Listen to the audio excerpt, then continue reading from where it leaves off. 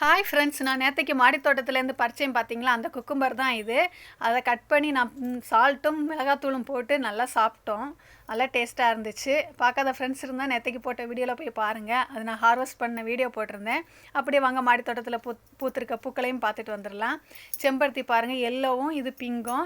Rose எல்லாம் பூக்கிறது கொஞ்சம் கம்மியாயிடுச்சுங்க. கொஞ்சம் மருந்து அடிக்கணும். அந்த ரோஸ் எல்லாம் கட் பண்ணி விடணும். பூத்து நிற்கிற ரோஸுங்களெல்லாம் கட் பண்ணி விடணும்.